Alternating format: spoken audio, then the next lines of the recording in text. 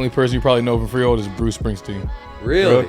Yeah. When I started making music, one of my best friends got killed in a car accident. His name's Tyler. The last conversation, he was like, if you really take this music seriously, you really can be something. And I spent $20 a day. $5 gas, $5 food, $10 weed. Good budget. That's a crazy budget. Yeah. Brought the slammer. 2019 got cold with the jammer. New bitch, she don't got no manners. She know I've been drinking, come fuck with the scammers. Tim Allen, how I walk with the hammer. With our Warning podcast back in the studio today, I'll let him introduce himself because we got a very special guest today. Who we here with? Yo, what's good with you, man? I go by the name NateTaylorr, man. Jersey in the building. Yeah, big Jersey, Freehold, right? Exactly. I feel like honestly, I did not know that was a place in It's New okay. Jersey. Yeah. So I kind of just want to start with like where you came up with and like what it's like. Freehold, New Jersey. It's Central Jersey. It's a real place, let y'all motherfuckers know. But the only person you probably know from Freehold is Bruce Springsteen. Really? Yeah. Damn, you had that ready. I did not even know, that was a thing either. Yeah. Yeah, people don't really know about a lot about Jersey, especially they just think it's literally just like Newark and Yeah. one of those things up north. But like coming up in Jersey, it's like a very like a melting pot type of place. So people like so many different like areas of life that you understand with like Spanish, Asians, blacks, whites. You feel me? Got going on. So like it's definitely like it was definitely a great experience to be around people, and understand like so much because like Jersey's so small, but if you go up north, completely different environment. You go south, completely different. Even to the beach, everybody's different. That's like what I was about to ask. What's the main differences between like North versus Central and South Jersey? It's culturally. Culturally, slang, fashion for sure, and then I would say like I feel like I can only speak for like Central because like we get the best of both worlds just with the fact that like we can experience all of Jersey. So what music were you listening to growing up? Oh yeah, so when I listened like when I was a child, I'm raised by my mother, so like I listened to like independent women music, so it'd be like Destiny's Child and like fucking like Usher, and then what was the person like what's the fucking Elton John sometimes, and then when I got older, I started listening to like obviously like 50 Cent, when it came to Lil Wayne a lot, Kanye West, Eminem, the early 2000s type shit. But then when I really wanted to make music is when Drake got involved, The Weeknd, Travis. I loved rap like at that time, so like X, Uzi, Playboy Cardi, Tory Lanez, like that early 2013, 14, all the way up to like 18. Sweet. Yeah. When looking into you, there was definitely like a deep story that went into like what made you start taking music. You're talking about that part? Very, very so serious. Yeah, so pretty much when I really in 2015, like when I started making music, it was very like hobbyish. Like I did all that, but then like one of my best friends got killed in a car accident. So like what happened was like my man Foreign, like I really wasn't taking it seriously. But my last man, his name's Tyler. He got killed in the car accident. He was telling me last like 2 weeks before we started speaking, like the last conversation, he was like, if you really take this music seriously, you really can be something. So then I was like, I ran with that. I asked all my friends, I asked Foreign, like, yo, can I stay in, like, can I make a studio at your place type shit? And he was like, he just starting to move. And he was like, yo, like, I'll allow you to have the space type shit. Like, we can record as long as you take it seriously. And, like, I would be in that bitch every single day, bro. The whole 2015, end of 2015, all the way to the end of 2016. Yeah. I saved up a year. I was like, man, a good amount of money. And I spent $20 a day. $5 gas, $5 food, $10 weed. Good budget. That's a crazy budget. Yeah. 50%. That is a good budget. 50%. Sometimes when I knew, sometimes when I knew, I was like, this ain't gonna work out. I was like, yo, can you got me on the weed? Because some days, or even got me on the gas. I was like, this is one of those. But like over 10,000 hours put into that summer to learn. We really didn't, because I really didn't like. We didn't use YouTube beats, so we had to make beats of our own. I learned how to sample, learned how to like really understand the melody of it, so I can learn how I sound good on a beat. So then I started finding other producers that work with me like that, Yeah. That's fire. There is always that saying about like putting in your first 10,000 hours. You feel like that's really facts? Like once you really put that in? No bullshit, bro. It's no bull. You need to, like, you can tell someone that kind of like never really understood what you're doing. You're just, oh shit, you just ran with it, or like you're good at like the moment, like that style of music at that time period. Cause certain artists don't really know how to adapt. They just stay like in that, oh, you sound dated now. You can't even update what you're going on with and that still stay you. And I feel like knowing like if you're gonna do something, I feel like you should know the ins and outs of what you're promoting, what you're doing. Yeah. Instead of just like hopping on the wave and like, oh, I make rage music or I do traditional like SoundCloud songs. Like, bro, what key are you in? Yeah. What are you? What's your? How do you use in your program? Did you have any like musical background before then, like playing any instruments or anything? My mother put me into like learning like piano here and there. So like I dabbled into it, and then my grandpa was a musician. He played piano. He was a jazz player too. That was really dope. Yeah. When did you know you had like a good voice? I always knew I could sing. Oh, word. Like I always knew. Niggas didn't know. Oops. People didn't know I could at the time. You can say whatever you want. I could. Yeah, you can say whatever. PC. Gotcha. I always knew I can fucking sing. It's just that I didn't really care about showing like guys like I sing. I'm not one of those light skins that I could be like, yo, girl. Like I was never one of those. I just knew I could sing, and then like I made a song on accident, because I went to my boy's house named Stevie G, and he was a Jersey club producer. He still worked, but like he said I can make a song with him one time, and I was like, my girl broke up with me at the time, and I was like, let me go make a song. Sure. But like when I went to his crib, he was like, yo, like I'll help you make a beat, but I'm not writing for you, so you got to sit there and figure it out how to write. And like I always had poetry here and there, and I would write some shit down, and then we finished the song. It took like the whole night to make. A month goes by. This is like 2014 now, like, and he was like, I'm dropping the song. Like, what do you mean you're dropping the fucking song? Like, it was just for us to chill that one night, man. He's like, no, I'm dropping it. And he dropped it.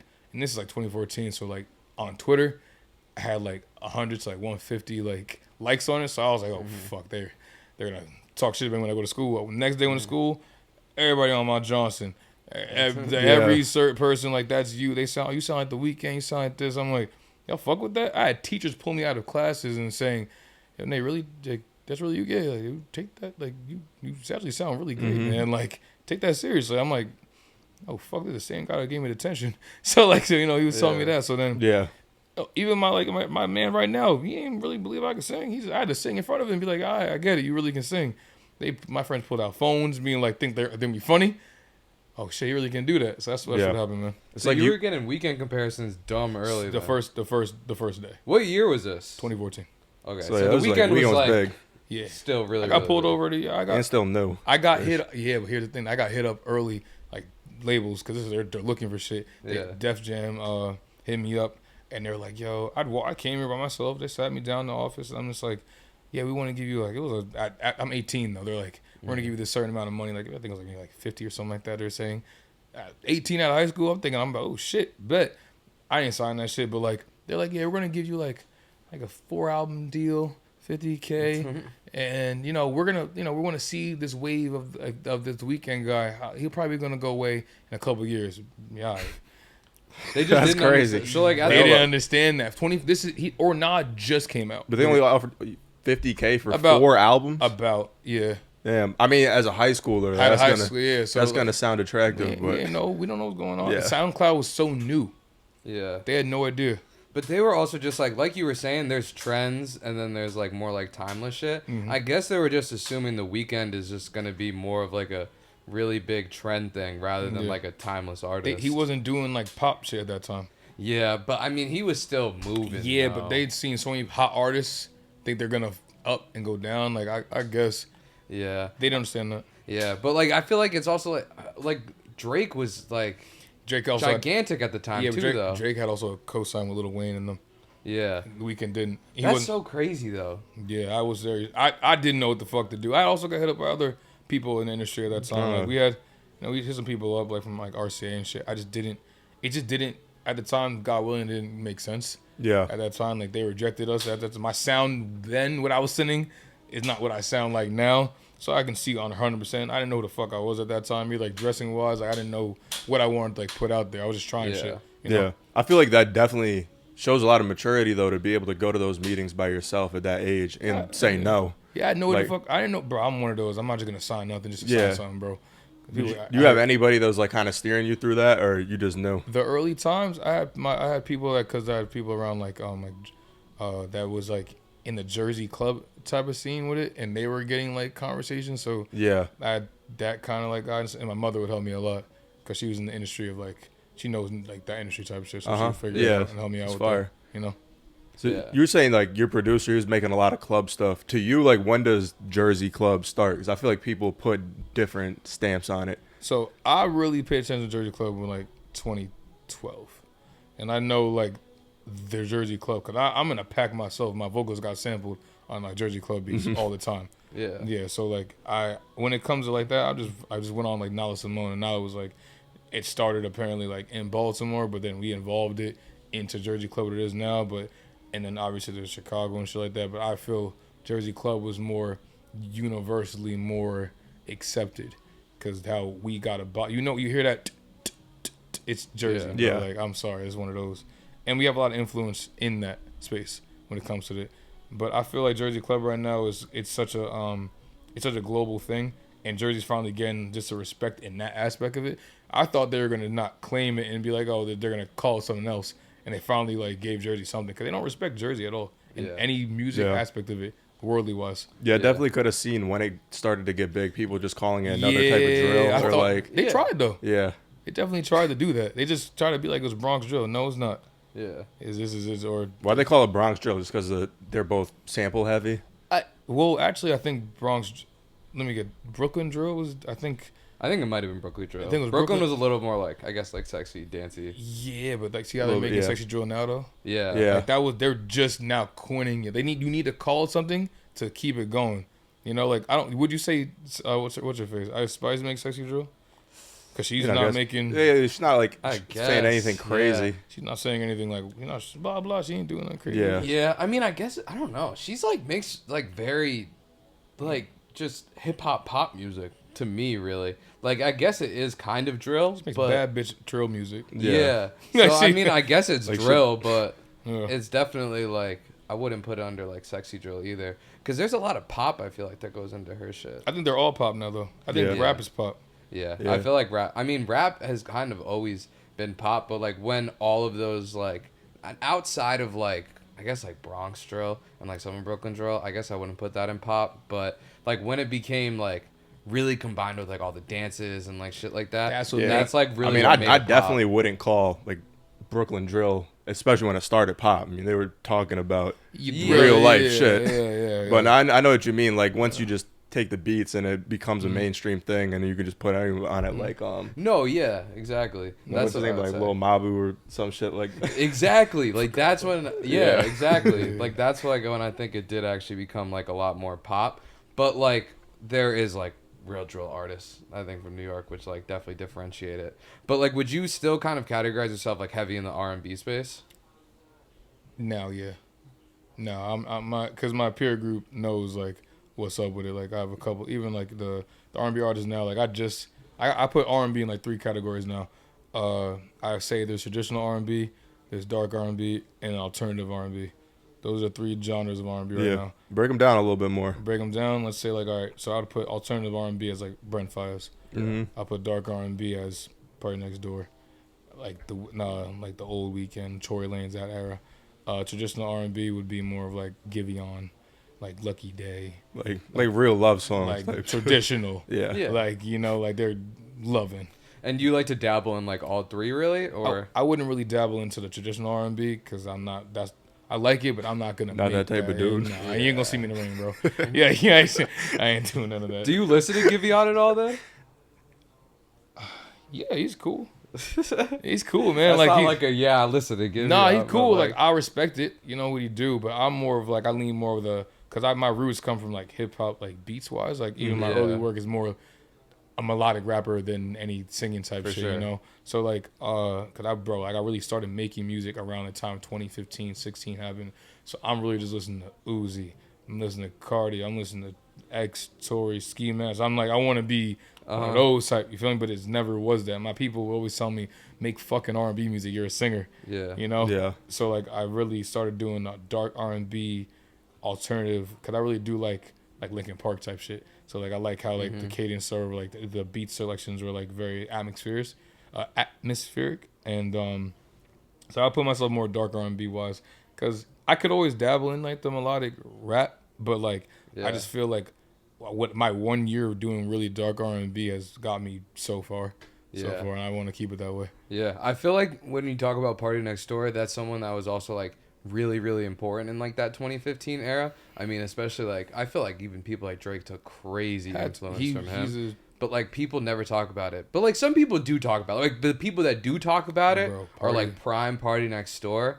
Gotta be top 3. Party influence, like, you know, for personally, this is my opinion. I feel like Party influence, like Bryson, Black, you know, The Weeknd. No, not The Weeknd. Sorry. You know, help, you know, write some one of Drake's biggest songs type shit, you know. Same thing with Kanye, I feel like when he went out in Wyoming. Yeah, Party's pen is respected.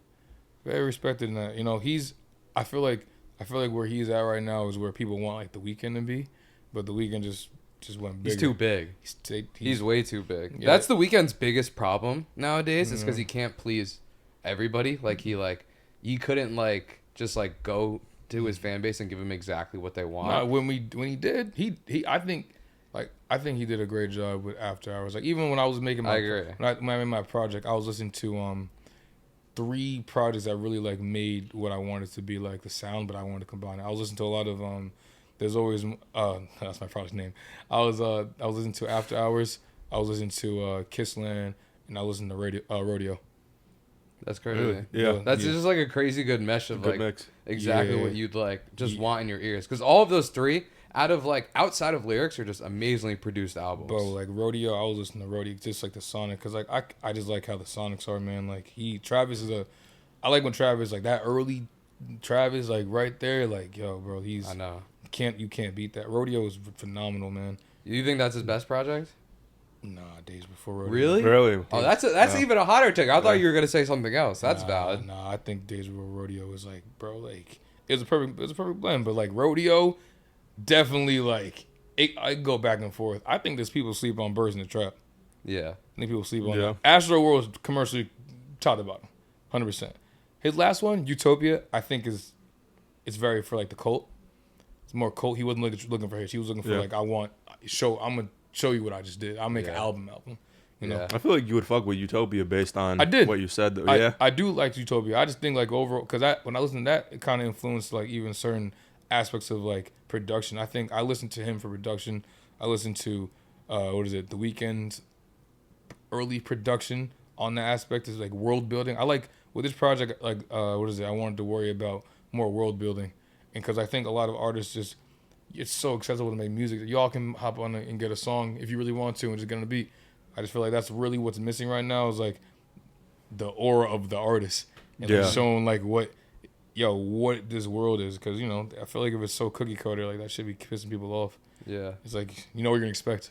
Yeah, I agree. I love Travis for his production aspect of it. I feel like Rodeo is gotta be his best work. I mean, Days Before is like his most raw form. Yeah, so I like If you like don't want like the most perfectly mixed album for your ears, then like you could definitely lean towards that. Utopia, I was like, and I'm not gonna lie, it was a little long for me. That's like how one many of my songs least friends. I feel like there's like 20 something like that. I don't know. I feel like it was. I think it's like a little over an hour. It works for me. Like, that's why I like listen to. It was like I wanted to make a project like a mix of After Hours and Rodeo. That's what I wanted to do. Yeah. What was it about After Hours though? Because I feel like now that's like one of the most least talked about ones. I feel like people talk about Trilogy a lot nowadays. Because it's a cult classic, bro. I feel like After Hours is like one of my favorite Weeknd albums that I like listened to front to back and was like, damn, this is just like a really, really good project. What I like about it is that it helped the story. Like the story, you really listen. Some people don't listen. They listen to vibes. Like they're listening from top to bottom. He's telling the entire story of it. So when I did that, I was like, that's fire. I want to actually give them not just a playlist album, just actually a top to bottom. You understand like where the journey is. I said it like saying it, like showing it. Yeah, that's what I experienced like that. But yeah, that's definitely one of the Weeknd's top projects to me. Yeah, and then I feel like with that one, the music videos were just on some shit. Yeah. Like for that whole project. And honestly, I fucked with Dear Melancholy a lot too. But for the After Hours music videos, I was just like, bro, like they went so hard on this shit for no reason. Yeah. But I feel like a lot of people, what they don't know about The Weeknd is that he actually produces like a fuck ton of his own people don't realize that. It's like he's executive produces that shit. I really did the same. I wanted to make it like, just like really like, how can I make my own version of that? Yeah. You know? So like when you started on like Signs of Luxury, what type of R&B side would you put that when I did that one?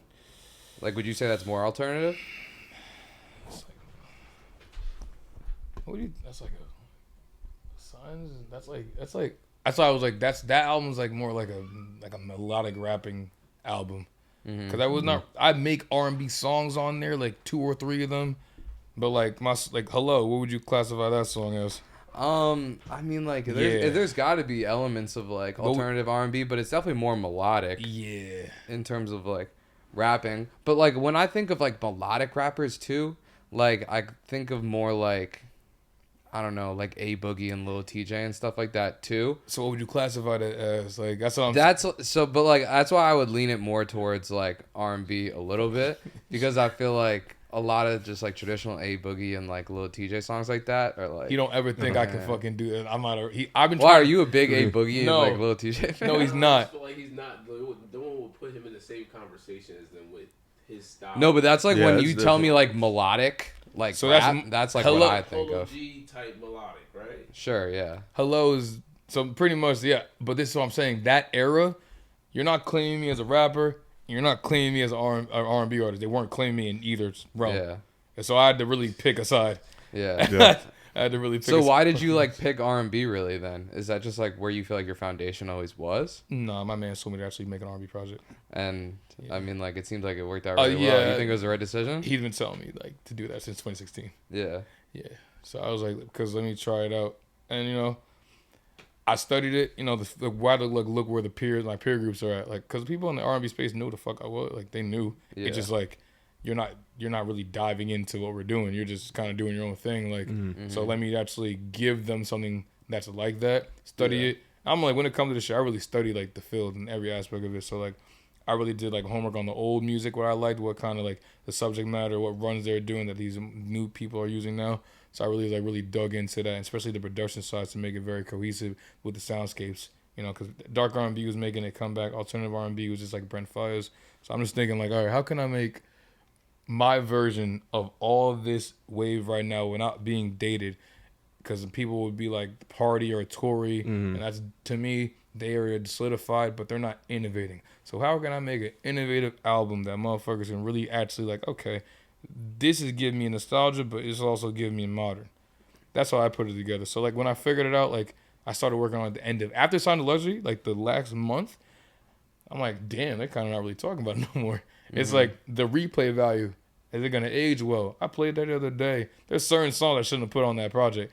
But now that I listen to like this one, I think it's going to like really age like phenomenally. Yeah. Like it's going to be I feel like that's the best way to look at artists in terms of just like, not like what their first week numbers are, but what their second, third, fourth week numbers are, and like what's still getting streamed nowadays. And that's like what the most important shit to look at really is. Exactly. People, because bro, like there's certain, when's the last time y'all played certain albums? Like we were just talking about Utopia. When you played Utopia? That's like how I couple gauge days ago probably, but I have not listened to Utopia in a little bit. I know a lot of people, they probably listened to it fuck ton first week and dropped off. No, but that's definitely like my opinions on albums.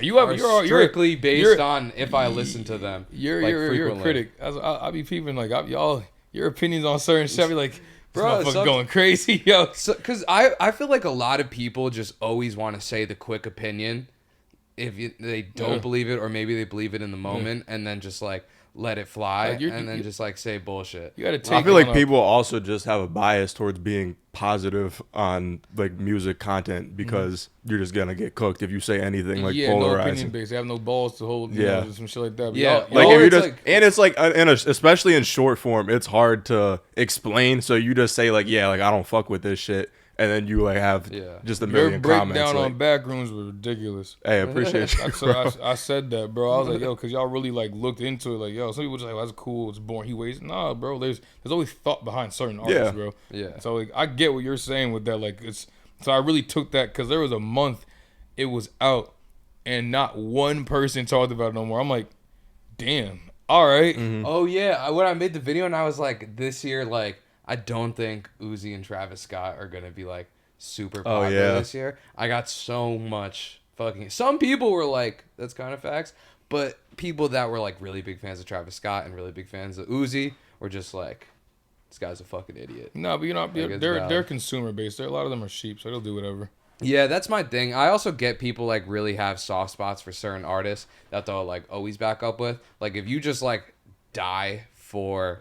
like Love is Rage or Love is Rage 2, you're still gonna ride for the pink tape, even if you like deep down are like, I don't love that album, but it's Uzi, like it don't matter. You like the artist. Yeah, exactly. That's the thing. There's people that have fans that love that project of mine Signs, but like they just like me. That doesn't mean like they're biased. Yeah, exactly. Bias that's what I try to like get out of some of my shit, but that's also like I understand I have bias for certain artists though. Like we definitely have a bias, or I have a bias for like Kanye, Lil Wayne, Cardi, like niche artists like that. Like everybody hates Lil Wayne now, or they hate on him. Niche artists like every Kanye. time he drops a song. Niche artists like Kanye. Sounds crazy. Did I say niche? Yeah, bro. Crazy. Yeah, niche artists like Kanye. Yeah, Mr. West. That's a gay's a new artist. I fuck with him, bro. Up and coming. But it's fire. Slept on. But yeah, that's what. But in terms of that shit, I feel like it's just like, it is what it is at that point. But I just accept that bias at that point. But when Lil Wayne drops nowadays, I feel like everyone's just like, he's ass.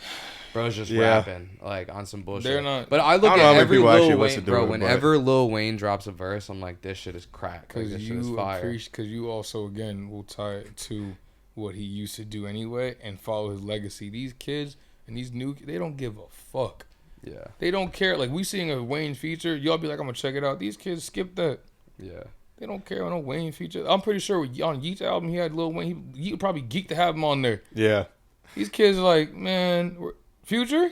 Yeah, that's what it is, man. Like they're used to what they want to listen to. Like I'll look at it, like I'm not gonna say that, but yeah, I'll look at certain names on artists and I'll be like, word, like, all right, it's cool, but like, he's for the moment right now, and like that's what it is. Yeah. I'll tell you off camera though. Yeah. So in terms of like with you trying to make a project that you felt is more timeless, what were things like you were like trying to avoid? Like were you just like seeing like certain trends in R&B right now that you were like, I don't want to dabble into, or stay away from the moment, like stay away from the current scene as much as possible. Like still like figure out. I would listen to a lot of, those are two main projects I listen to, but like because like I know what I like and sonically wise, production wise, but like the two main things I was focused on making this project was really the cohesiveness of production and the cohesiveness of the storytelling. Every timeless project, the sequence of it is from top to bottom. Even when they're B cuts, the B cuts make sense. Yeah. They're not just in there for to be in there. Yeah. And if there is a bad one, I've noticed that they're always shorter projects. They're not 18 to 20 songs. They're like 10 to 12.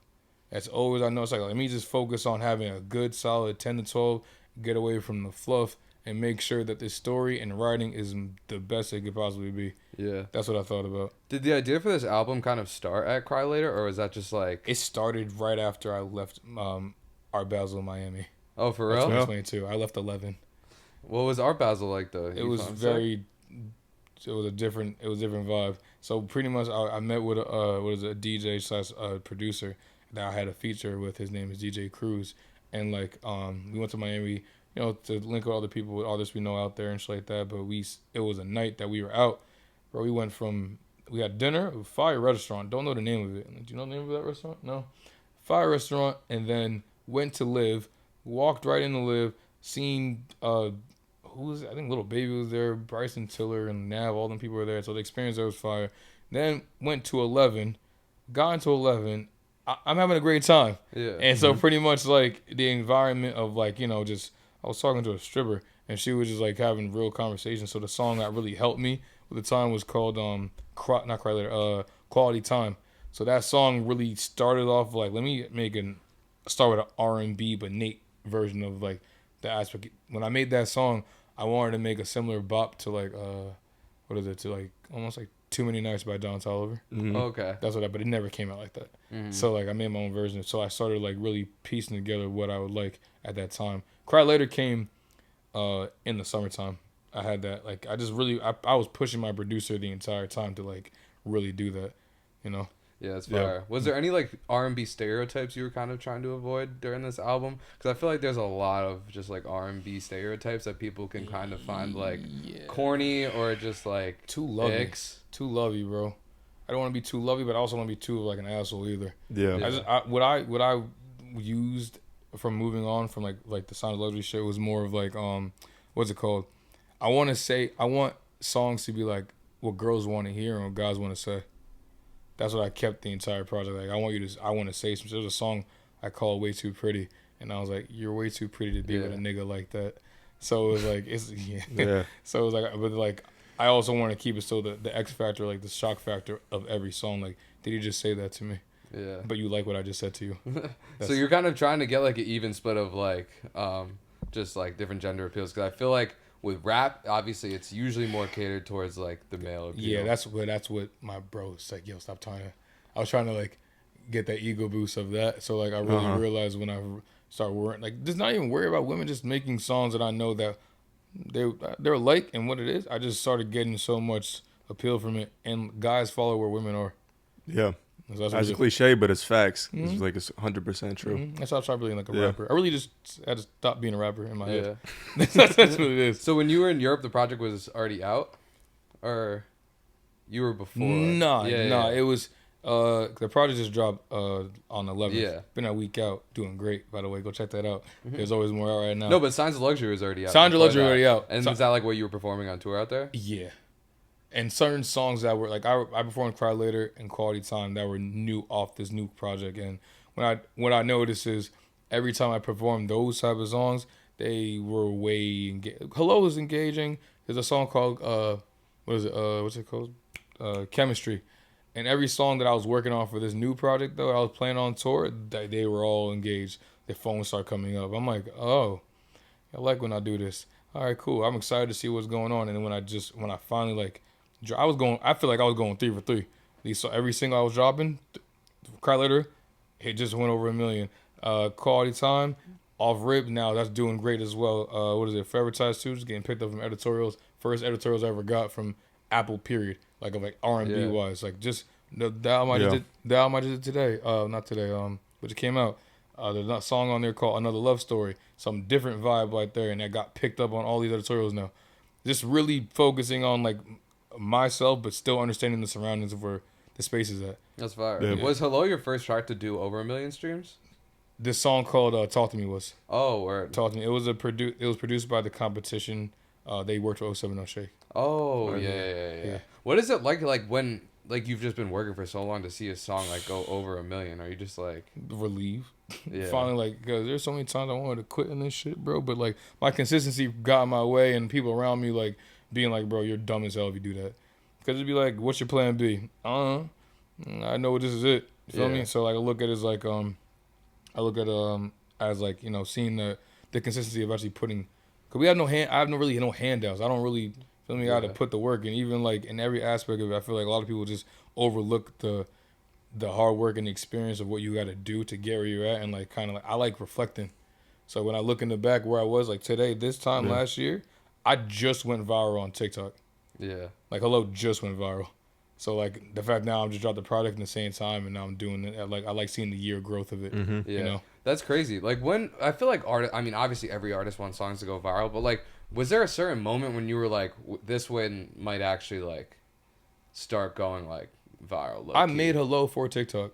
Really? Wow. Yeah, I made that song in 20 to 30 minutes.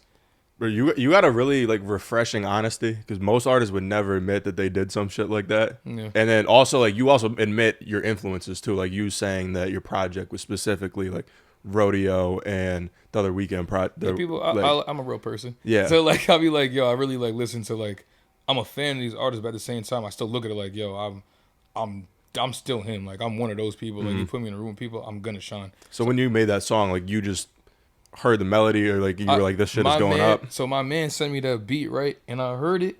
And this is when I was going into like the Jane a lot. So I was like really like I was going to the Jane a lot, man. I was having a good time. I really seen a girl and I said, wow, hello.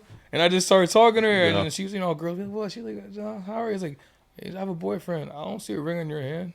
So I really came back home and I was like, all right. Wow. Hello. Look at you. Damn. And it just went that way. And like, but I also at the same time, my man was like, you need to get on TikTok. I said, bro, I don't got TikTok songs. I'll make one. That's the first song I made. That is kind of crazy though. Yeah. So I mean, I guess it didn't really surprise you then, because you had to have known like the hook like that was like. I didn't like the song. It was catchy. You didn't like it? No. But you were like, I think people could like it. But you put it out. No, I texted him. I texted my people. Like I said, a couple of my friends were like, yo, I made a TikTok song. And some of my people were like, this is not just a TikTok song. I'm like, it's fire. I'm like, it's cool. I had it for so long. Then I called the song the Jane first. And then after that, cool too. Yeah, I was gonna call it the Jane, but like then I was like, the Jane got shut down. R.I.P. to Jane, man. Y'all the best. I love that place.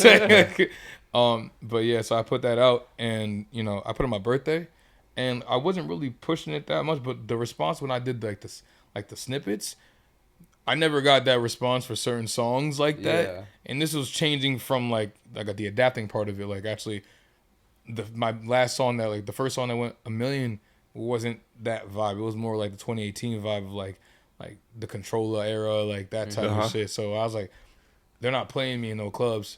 Yeah. I want to get played in the club. So I wanted to see that shit and the shock value of it. I was like, oh shit, like they're really liking this. Yeah. I feel like snippets have gotten like really, really big though. Like a lot of people. Yeah. I mean, there's a downside to it.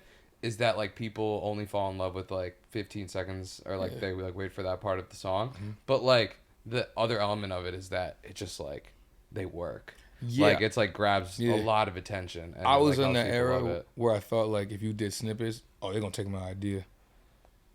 They're not. They just leave. It's weird etiquette that they have on snippets now. They'll actually wait for the song to drop. Yeah. And when we were doing that, you drop a snippet, and they're gonna try and take that shit and put it on SoundCloud next day.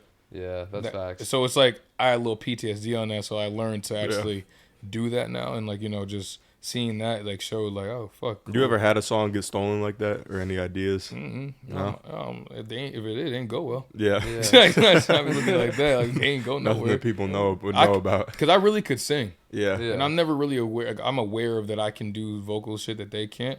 AI got into play now, so you never know anymore. But like, I'm never really. I can outshine with my voice. Yeah. So I never care about things like that. And if you want to try and sing, go right ahead, bro. Like I'll write another one. I'm never afraid to not can't do another one. Yeah. What's your writing process kind of like? Do you actually like pen and paper or do you like notes? I freestyle on like the melody wise, and after I do the melody, like I just be like you know, I fill in the blanks here and there, but I always have to have like a starting like idea. Like the first words always have to get you. Yeah. It always you gotta get, I don't know, like the beat obviously has to be that's the canvas for me, and like after that, like if you don't make if you don't do a song where it comes to the fact that it's catchy enough that it gets you, bro. Yeah. I don't give a fuck. Like bro, I've had Chow Lee in my head all day saying, how do you feel about being my side bitch? That's the first opening line. That's it. Yeah, type bro. Shit. Like you gotta have that opening line, bro. If you don't, how many times you only remember that first song? Like, yeah. I don't really care if you cry. Like, bro, just one of those. You gotta have that, man. Yeah, that's a fact. If you don't have that, I think that's the lack of the glue of it. But yeah, that's how I view it. I write when I want to write. There's certain records I have to write though. Yeah. Like there's certain records I have to, because it's like it just won't sound. You gotta edit that a little bit, bro. Yeah. You know. I think like one thing that I feel like is like not unique to your success, but like something you're actually open to talking about is like how much you listen to other artists and you're like an open consumer of music. Because I feel like there's a lot of motherfuckers that like they won't say names. Just say I don't listen to anybody. Yeah, because it's like kind of just like you're an artist, so you can't listen to other people's shit. I think some people that are like really big, they can't say who they listen to, or they just can't. Because like that'd be notable like figure, big cosign. Yeah, exactly, or something like that. But even like, I think like younger cats look at that and they're just like, like I can't be focused on what other people are doing. But it's like, bro, like if it's the new Drake or like even if you want to listen to YoungBoy, like you should consume it. I think at my level, bro, I ain't gonna hold you, bro. Even where I'm at, where I want to go and where I'm gonna be, is just like, bro, like I'm not gonna ignore what influenced me. That's it. But there's certain things you got to be mindful of what you say. Yeah. I'm not going to say, like, they made me. They influenced. There's a lot of... I like Sean Paul. That influenced me, too. Yeah. I like how you said the one song came from a Don Toliver idea and turned into something completely different. Because I feel like that's something people miss, is that influence doesn't mean... Even if you copy some shit, just your voice is not going to be the same. Not saying that that's your approach at all, but you know what I mean? Yeah, that song's fire. And I was like, damn, that's cool. I want to make a song like that. Yeah. That was like one of my favorite tracks on that album. Bro, that shit was tough. I like the sounds that Escape that Metro did on that shit. It was very like, it's if I can see women liking a song, I literally was just partying with a girl in like Delilah the other day, and that's her favorite song. I'm like, see, like I understand. Yeah. It's like the softness of like smooth that they want to hear, but also girls are like sensitive gangsters to me. They're like gangsters, but they're so sensitive. Yeah. That's what they are, bro. Are there any other producers like that you like really like, or just like have always been like just fond of the shit they make? What you mean, like what do you mean? Rephrase that again. So like in terms of like people like Metro that make like cool like innovative beats like that. Are there any other producers you really lean towards? Wonder Girl. Really? Wonder Girl, bro. Wonder Girl's phenomenal. I would love to work with you. I mean, all the artists we were talking about earlier, she's all over their best projects. Wonder Girl, Metro's obviously, come on, it's Metro, bro. Southside to a point, Team 88. You know, what's bro's name? Elangelo. Oh yeah. Elangelo. What's her name? It was actually a producer that worked on Ray, Escapism song. Oh shit, yo, that song is fire. Yeah, that production's ridiculous. With 07 Shake. Mm-hmm. Yep. That song's fire. I want to work with bro. He's fire. I forgot his name, but he's really another producer I work with, and obviously Kanye. Yeah. It's Kanye West, bro. How do you feel about Kanye recently then, though? Is it just like, like, yeah, we don't got to. Kanye.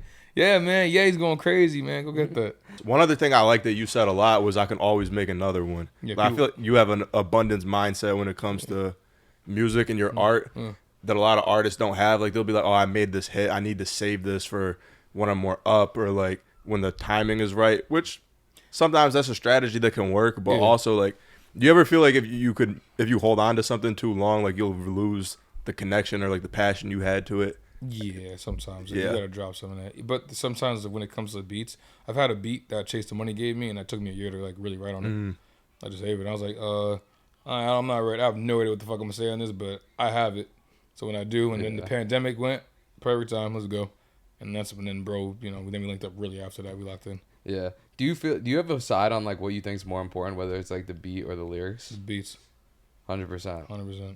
I feel the same way. And I feel like that's kind of like really what has taken people from just like bro, what? Popular shit to like actually being mainstream artists right now. It's like they're good beat selection. I feel like that's also like what you prioritize there as part of your personality. It's like when you watch a movie, is it the plot or is it the shots? And like, bro, you know what I mean? It has. I also even my film, when I do like my visuals, like when I work with a videographer or a director, I make sure like it really sets like how I see it and make that like I like thrillers. I like really like the shot, like how like Euphoria, that even though I forgot his name, the color, it was called like A24, and how they use the colors on the shots to make the emotion come out of there. I'm colorblind, so I can't even really see that shit. So I'll be so I'll be seeing that shit. I'll be like, all right, bro, like I want to make sure this evokes emotion of like the suspense or the jealousy of like show her skin, like her eyes, like make sure it pop, like she's emotional.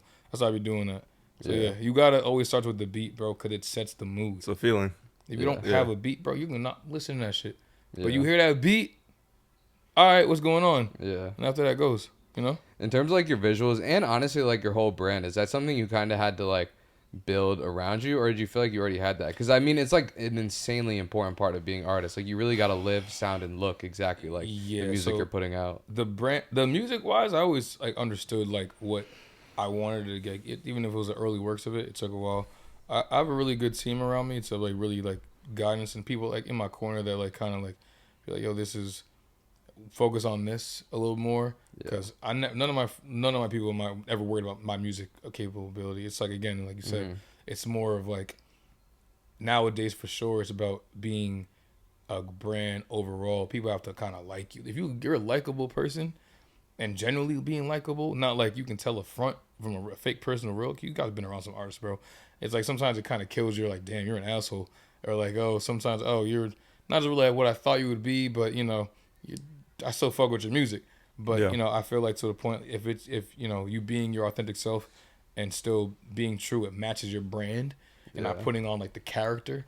Because I never want to be a character. That's the one I never. Because people get lost. A lot of artists get lost of like putting this front like you got all this bread, or you got all this shit, and like you're so like braggadocious, but like you really can't support that lifestyle that you're portraying. It doesn't add up, and people can always sense no matter whether they sell it good to you, you can always sense someone's being not really like that, you know? Yeah. So I am like, you know, to your question is like saying if what took the process, it was a period of 2020 where I really started getting what works for me. But in 2022 to 23 is when I really had to learn. Because I started really being in New York City a lot. Yeah. So I started seeing some fashion motherfuckers. So I'm like, oh, okay. Gotta keep up. I had to put my Vans away. Yeah. You were a Vans guy before that? Oh, bro. So what are you into now? Look. Like old schools? That was it? Look at, yo, yeah. Here's a bit. I was like, word? Yeah, bro. Yeah. So like from a fashion perspective, like bro, your journey was crazy? Sweatpants, Adidas hat, collar sweater. That's kind Vans. And then like... But I'm trying to be a rapper. Think about that. Yeah. You good, bro? Alright. Yeah, so like I would hang out with certain people. I don't know if I throw names out. I'm gonna leave it alone. But like, yo, cause he not gonna let me live. But like, I would hang out with certain people from the city and they literally like, yo, that's that brand, that'd be cool for you. Mm-hmm. That's like, Yeah. oh, word. Oh, it's called Bottega, not Bodega. Yeah. Oh, yeah. So I really and like, you know, I'm not really like a super like big brand type of person. Like I like Diesel, I like Helmut Lang. Yeah. I like calm brands. Yeah. So I like very like, you know, I'm very into like the spectrum of like, I like color. I do like color, but like if I wear so much color, they're gonna know I'm light skinned. So I really try to like really like lean on the black side of it or like of the brown. I'm dead ass, but you think I'm light skinned or brown, bro? I mean, I would say light skin. Actually, fuck. I don't know, Yeah. I'll say light skin. Maybe it's because you were R&B. It's like, nah. My house. Yeah. Nah, no comment. Plead the fifth. I bet You have one. I would say you have one parent that's mixed. Nah, damn. Nah, I'm wrong. Nah, he's brown. My Yeah. mom light skin. Okay. It's alright. Yeah, I mean the brands you're talking about though, it seems like you're definitely more like influenced by the silhouette and shape of the clothes and like how they look on you rather than like the brand and like hella big branding shit. Like Bottega, unless you really know like what their branding silhouette is like of just like the triangle, you wouldn't know that's Bottega. And like Helmut Lang, like traditional pieces, like unless it's like the paint splatter stuff, like you wouldn't really know it's I also Helmut Lang. like the Carhartt stuff because it's like more of like how the look is. I too. fucking love Carhartt. I Carhartt's feel like fire, Carhartt bro. gets it doesn't get a bad rep, but like depending on how you wear it, Exactly. it can look really, really good. But also like The layer, you have to layer it right though. yeah, exactly. Sometimes you also got to be mindful what textures you're wearing. I think textures and the color I think you can play with textures. You can have the same color on, but different textures will pop it out. Yeah. I feel like Carhartt is still like should be like more popularized than it is right now, and it's one of the most popular brands. Yeah, but people that wear it because it does get like a really mixed bag of like everybody can kind of wear it, but it doesn't like it just looks really clean if you wear the right stuff with it. But if you go to like Williamsburg, everybody wearing Carhartt, bro. Yeah. It's like, but it's yeah. fine. It's fine though. Like there are some brands like that it's like it's cool because you could wear it however you really want to wear it, and like the people that like just put shit on differently, like you could tell like what they're into. And then based also, on it. I also thrift a lot too. Oh yeah. I thrift, and the only spot really I be going to like has a mixed bag is a Bowery showroom. Yeah. Yeah. Shout out to cool my people spot. over there, man, for real. Matt, Yeah. shout out to Matt. I like branding and shit like that too, but I'm definitely like just super You like fashionable motherfucker. I kind of am. I mean, I don't say kind kinda. of always go into it. Motherfucker put his like his old little. I started in little like fit on the music, morning though. like Nah, my yeah, size. he's- So that I've shit always He's big been into like, it. bro. I know. He's I've been big like, into it. I was a He always been like sneakerhead, the though. main sneakerhead I knew too. Yeah. Like, Yeah, so like my fashion background never really came from like thrifting and like other brands shit like that. I was a really big sneakerhead growing up. Yeah. And then like once I've like just like moved past sneakers and like moved to clothes, Yeah. they kind of just like were in the same Good lane. mesh. I know other people come from different backgrounds when they get into fashion. Like there's some people that were just like skaters that like were into Hot Topic and now they're like super big fashion grungy dudes. So there's a bunch of different paths that people have. But I started like way more into like sneakers and then moved. But I know like a ton of different people did different shit. Like there were also just people that like were into regular shit and then like when they like had to come to like big places or like went to college or like came to New York or like they like moved for university, that was like, okay, I have to get my shit up a little bit. Yeah, now I'm outside. I have to like. I feel like that was me. Up. I mean, I'm wearing like sweatpants right now. Just chilling though, bro. I'm about to go to the gym after this. Stop playing, man. Put that shit on, bro. Stop playing. When I be going out, like exactly, put that shit on. But exactly, bro. I seen y'all on the street. I'll be out here. Yeah, it's all dude. But I think also I really believe that it's easy to like. I'm not gonna say fashion easy, but it is. You just gotta learn. It's not if you learn. It's not. You gotta learn. You just gotta know your proportions. I feel like going to the thrift is like great advice for anyone too, because you don't want to make expensive mistakes. Shit, you know. If you like, if you're really just taking risks. I did that. I bought a glasses of a product glasses trying to stunt. They look like Ray-Bans, bro. That's the problem, bro. I'm so hesitant on buying expensive sunglasses, bro, because there's like very few like classic sunglasses, and they have to like really fit your face structure. Yeah, so my nose is a little. I gotta work on that. So I gotta make sure to look. I'm not really a glasses guy. I wanted like, but like I'm not about to like. You really don't wear glasses, huh? Bro, I wouldn't like that. I would if there's like a cheap pair of sunglasses in the crowd, and I wish I could wear sunglasses inside, like just be one of those guys. You can't. I can't see shit. No, you can't. You gotta own that. You gotta own you said that, I can? You gotta own it. I think I could pull it off. I just wouldn't be comfortable. No, I'll be like, I want to see. Bro, I put them on when it get lit, and you got the glass in your hand. After that, you just got easily put it back in your pocket. Yeah, maybe we just need time to adjust. Sunglasses are a hard one for me, but so they do be expensive though. Like, but I do see motherfuckers with like Cartiers and the like Prada shades and shit like that. I got Balenciaga saying. Yeah, like it's hard for me to justify like spending bread. But you gotta try the sunglasses. Do you browse though, bro, in the stores? And I do. Like I'll try shit on, but I'm also like, because you can't buy sunglasses unless you know the frame, like the framework on like how it look. Yeah, you have to go buy. Personally, I think you gotta buy sunglasses in person, bro. I also feel like the sunglasses trend cycle is like way quicker than like any other garments sometimes. Like the general shape and shit. Like in like 2020, the big Rick Owens frames that went like all the way around people's heads were super trendy. And now like I feel like it's like the Balenciaga ones, there's like the bug eye ones and like stuff like that. And then the Prada ones. The Prada ones got it right now. Them shits have people in a chokehold. But I feel like when you like think of just like regular clothing trends, like leather jackets have been in for like 4 or 5 years. It's 2020, bro. Yeah, like it's going on to like its 4th year. Yeah. And then like trucker jackets have been going forever at this point. Big ass shoes. Yeah, and then like hats, like fitted hats, beanies, trucker hats have had like a really big trend for a while now. But now it's like, but sunglasses change like every single year. What do y'all think the new like trend for the summer is about to be though? I want the girls to bring back the sundresses.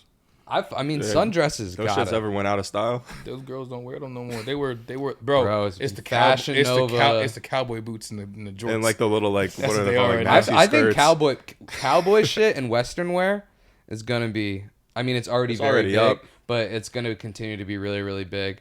Other big trends. I think Vans are gonna be like really big. I know a lot of people are wearing Sambas right now. I think Sambas. I don't have Sambas. But I got Sambas. I know they're like really, really popular right now. Everyone loves the Wales Bonners one. Yeah. But I feel like when like that trend goes, people are just gonna start rocking like Vans. Like they could just do crazy or even collaborations. Like another Adidas shoe, like call them like a Stan Smiths or some shit. Stan Smith's always in there. I could definitely see like I feel like football jerseys, like American football jerseys, are gonna have like you know how everyone was wearing the Brazil soccer jerseys, like they're gonna be wearing some like old like Jets jerseys or some shit. Even though what is it? The biker jackets? Yeah. Like the what's that brand called with the A again? ALD. With the star, with the A kind of like. What's not Averex. Nah. You know exactly what I'm talking about. Yeah. Nah. No, it's a starter. No, it's kind of the starter logo is like you know what I'm talking about. Kind of the like A that. kind of, but it ends up almost like a star at the end of it. I know what you're talking about. I literally just seen bro wear it. Yeah, but yeah, I don't know. I think also the biggest trend right now is like huge, like oversized baggy shit, like with it touching the ground. I feel like baggy is still gonna be in because people like being comfortable and baggy shit's comfortable, but it's gonna be like more baggy and cropped rather than like baggy onto the ground. We're in the middle of like the end of 90s to early 2000s. Yeah. I don't want to go to the 2010s. I don't think it's gonna. I think honestly, bro, like if you swag era type bro, shit. if you look at like Balenciaga runways though, and Rick Owens shit, it's that big. I don't want to go back, bro. I think it's already there. Like a lot of the biggest designers, like in terms of like oversized bagginess. I'm talking like, about like skinny there. jeans. Yeah. I was gonna ask, you think that I think we will get there. I feel like the next like popular jeans are gonna be more like straight fit jeans and like more like tailored shit, but that's not like skinny. And then I think it could get to like skinny. You was talking shit, about like 2016, You're a like jerk. oh, so earlier, like swag. I think it shit, could. yeah. I mean, like mad skinny. I don't know. Like when big I graphic think back, tees, like that whole sneakers. skinny jeans with like oversized t-shirt era when Kanye was doing it with like Fear of God. Yeah, was That's fire. kind of that's what Like, I I thought you were still talking about look at originally. some of those outfits and are like, damn, like they still proportionally look really, really good. And I think that like I could see it happening again. But if it was like really, really skin tight jeans, it would have to like the type of footwear people are wearing would have to change again. Because right now people are wearing like really chunky shit. Like if you look at all the big designer brands, they're just putting out chunky shoes. And they look terrible with I skinny feel like that was jeans. the style back then. Those wear like skinny jeans with big ass boots. And Really? I like feel a like big people were wearing it oversized with jacket. like Converse, Yeah, it was Vans, Converse. like Saint Laurent That too. boots and like shit like that. So like I feel like Even what's that shit called? I forgot. It wrapped around your foot a little bit. It was like almost a Velcro-ish. Yeah. That's like what I feel like we would need the shoes to become more skinny before like the jeans get skinnier for people, but I think it definitely could happen. Like I could see a lot of like mainstream people wearing skinny jeans. The thing is, it's the same with music too. Like once people just aren't wearing shit, there's always going to be that group of people that are like, okay, now like I didn't have know to wear when it. I didn't know when the jerseys started coming in the back, and I just watched it. Everybody wears black, but now that's opium. Yeah. So it's kind of like everybody wear black. Black though, you just have to work with the textures, like you said though. Yeah, like I think like all black is.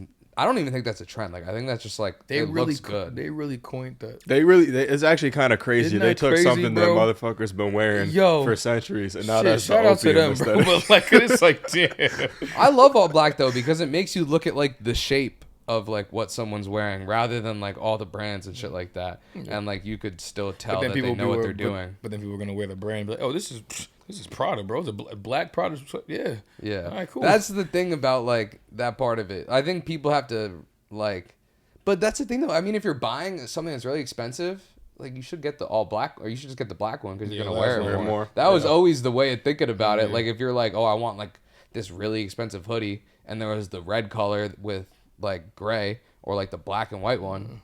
Like the better purchase was probably the black one. I made that mistake too. Because you don't wear it more.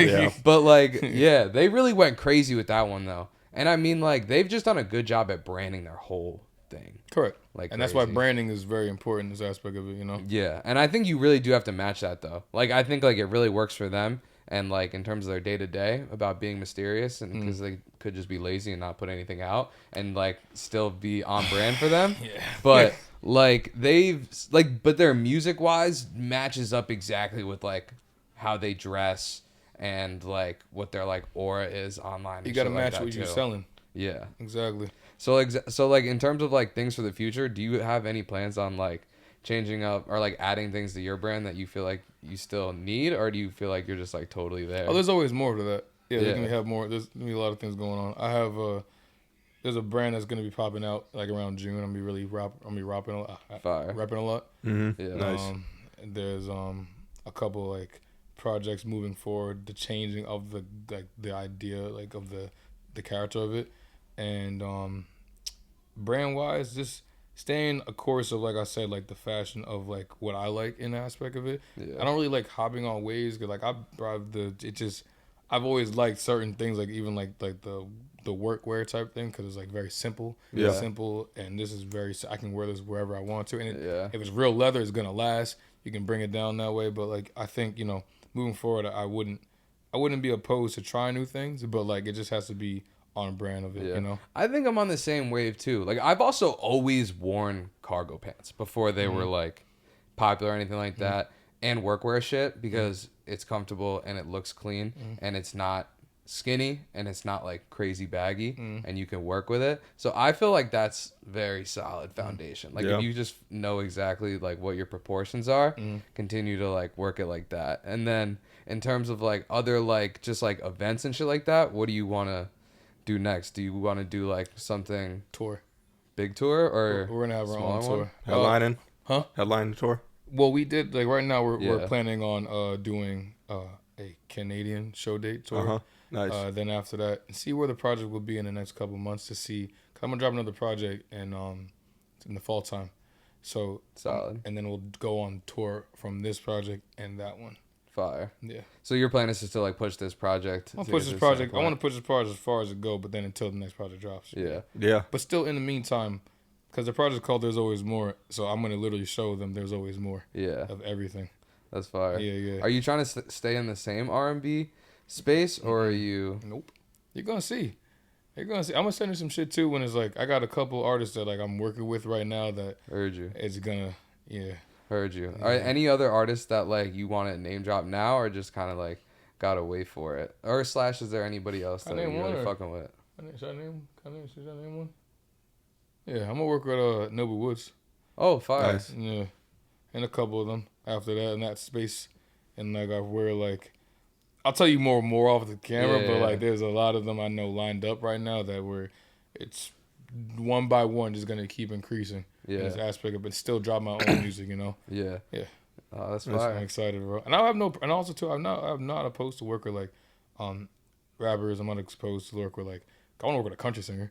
I want to work with like certain things like that, and like just to show that my versatility and still keep on brand of it. I think I'm gonna be the biggest hook man of the year. That's crazy. Yeah, I believe it too, bro. I feel like what you have is like definitely very special, and like it really just depends like in terms of like rollout, really just like giving the people and like not only what they want, but like you feeling like it's right. I feel like you seem like just talking to you got a great team around you, like a lot of support, and you don't waste time. Like I feel like a lot.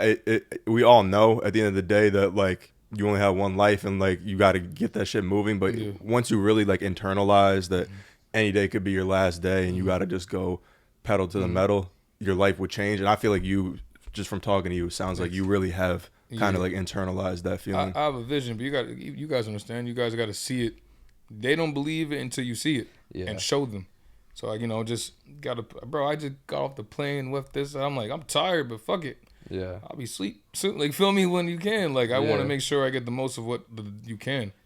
Especially people like y'all to even like have me on here. I appreciate y'all for real. It's been a long time in the making. We met originally at the Pink Tape listening party, and then it was just like it's been a while, and that was I met bro in the street. He don't even think I remember.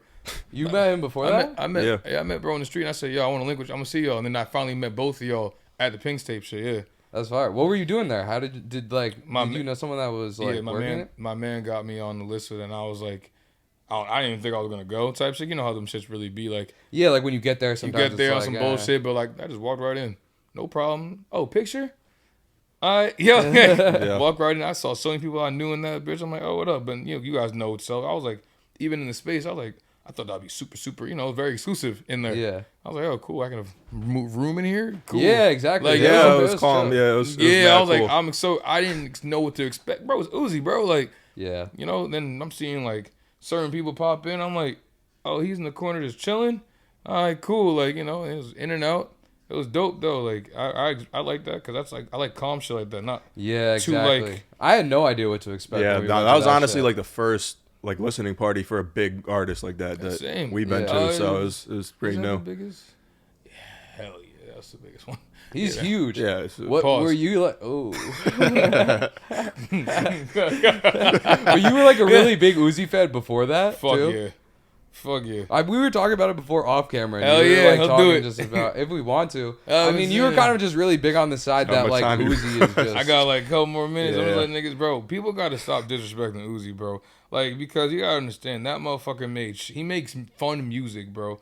Like you're not gonna take that motherfucker like a rap serious, but he can rap. But like I just feel like motherfuckers really be disrespecting that man, bro. Like I don't know why. Like just let that man do what he gotta do. I feel like I never personally met bro. I just think he's a very like innovative ass person when it comes to like just bro. He's like I feel like he's like an offspring of like certain artists like but like I still think like he's bro. He put a lot of like motherfuckers on in position just for the fact that his sound what it did and like even the person we were speaking about his counterpart he helped him too.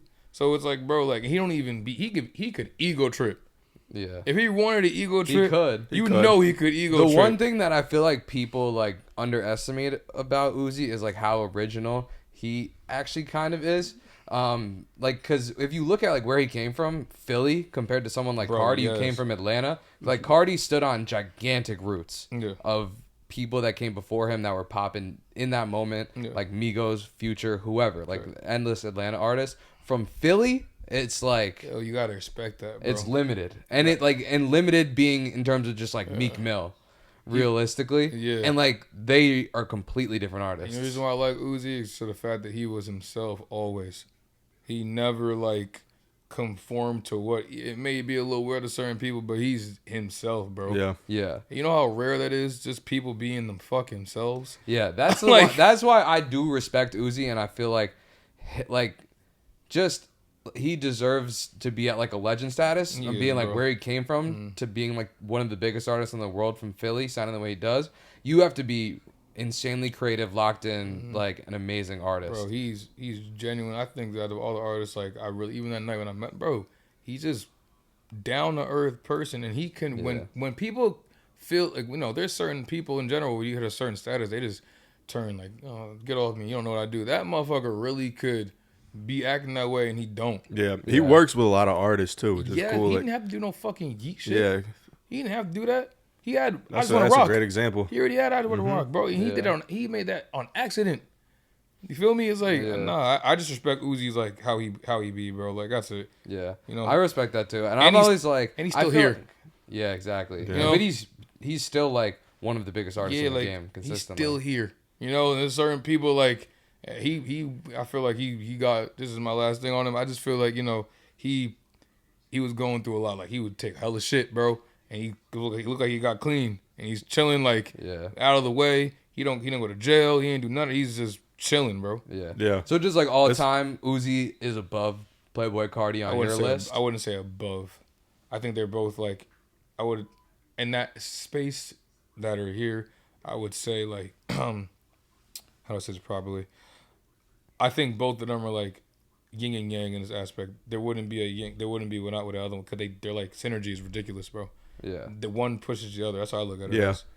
I mean, I see that. I feel like if you look at like Lil Uzi Vert versus The World, like that influenced like Playboi Carti, the tape, like Playboi Carti. That's what I'm saying, and man. Then like Love Is Rage kind of influenced Whole Lot of Red. I feel like, but he made Rage. Feel me? Like, yeah, a little bit. But a Whole Lot of Red definitely made a little bit. That definitely made him go crazier with. But I mean, like, tape, though. Yeah, but also like I think like Die Lit stands on its own and it's like probably one of the I'm best not doing albums. This could go. This could go on for a long time. Yeah, I want both features. I want both features, man. Yeah, that's pretty much every month. You got any shout outs? Anything coming up? Yeah, shout out to my label, that's me, 1012, you feel me? There's always more out right now. Jersey in the fucking building. I'm gonna rep y'all forever. Shout out to these guys. You feel me? Having Jersey up here. I'll be back again. Feel me? And just go shoot another those more, man. Yeah, definitely go get that. We're gonna have all of his other shit in our description as well as all our socials. Oh, it's whatever it's at. I don't know. It's over there somewhere. Below. Yeah. NateTaylorr with 2 R's, no space. You feel me? And there's always more. Yes, sir. Peace. Free big brother Slim. 2019 got cold at the gym. New bitch, she don't got no manners. She know I been drinking, come fuck with the scammers. Tim Allen, how I walk with the hammer.